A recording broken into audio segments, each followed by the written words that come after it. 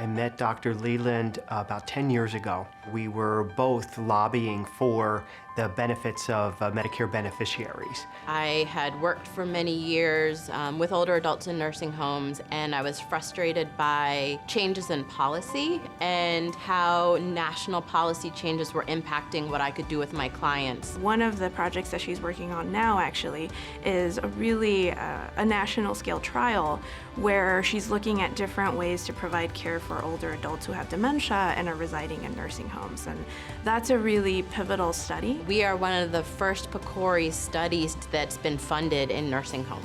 It takes the perspective of the family, the patient, and also the clinician delivering the care. The elderly population with cognitive impairment.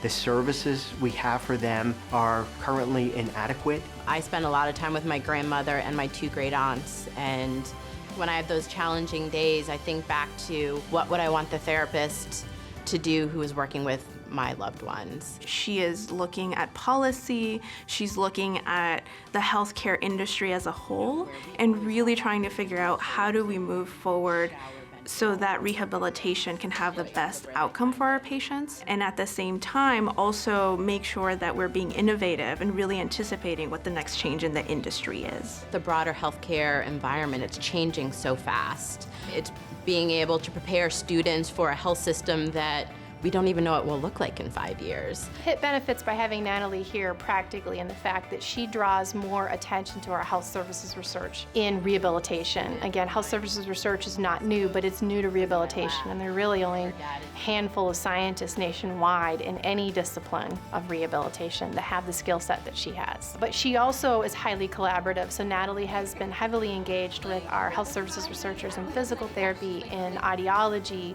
in speech-language pathology, in collaborating and mentoring even senior investigators in these new methods. At the core, I hope that what we're doing is to impact nationally that quality of care. I look at my research as building on the interventionists, the clinical trialists who have said these interventions are important. And then my job is to say, how do we get those into the health system to make sure everybody can access those services?